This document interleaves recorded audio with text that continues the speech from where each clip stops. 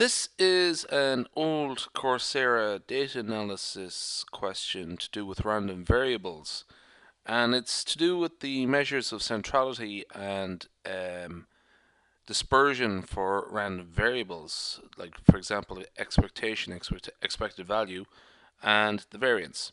So the question is, suppose that random variable x follows a Poisson distribution with a rate parameter L. Now, the thing about that L is that in R it's called lambda rather than L, and actually in some textbooks it's also called M. So here we'll just call it L, but with R you would call it lambda rather than L. If we increase the value of L, which of the following is true? The spread increases, but the center remains unchanged. Both the spread and center increase. The center increases, but the spread decreases, and the spread increases, but the center decreases. Well, first off, what is meant by all this spread and center talk? So, just as a quick remark, I'm going to scroll down here for a second. My sheet. There we go. So, let's go back there a second. Center is essentially measures the centrality, such as mean and median. And spread is measures of dispersion, such as variance and range. So here's a little exercise. What we're going to do is generate 100 random variables from the Poisson distribution, specifying a value for lambda that increases each time. And the lambda is what the rate parameter is called when using R. So you don't write capital L, you write lambda. Compute the mean and variance for each for these set of numbers, or each of these set of numbers, and repeat the process a few times, just changing your value of lambda each time. Keep everything else the same, but change the value of lambda. Okay, so just scroll down a bit more, and this is the data sets. Essentially, this is what we're going to work with. So just generate 3 data sets, and all we're going to do here is specify different values of lambda, and then get the mean and variance for each data set.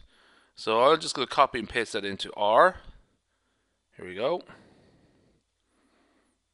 0. There we have x1, x2, x3. And by the way, this rpos command is to generate random draws from the Poisson distribution, 100 random draws when the rate parameter is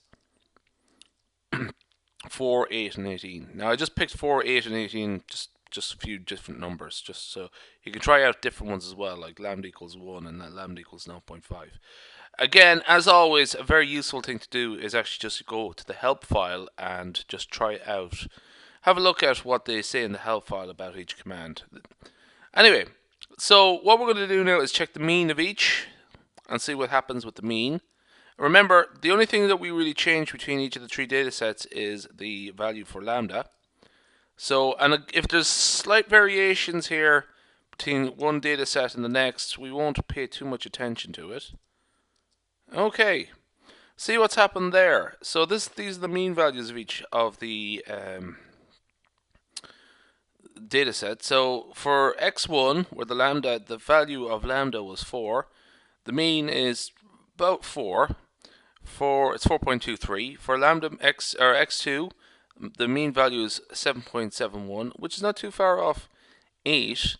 And for the mean of x3, it's 18.23. And again, that's not too far off the lambda value. So those are the variances, or the means. Now let's look at the variances. Variance of x1, 3.95. Variance of x2, 7.48. And there we go. So again, the variance is very close to the actual value of the rate parameter. Now, if you were to look up Wikipedia or something like that, you find that that's actually how the variance, the theoretical variance and theoretical mean will be computed using, they would both be equivalent to the rate parameter, lambda.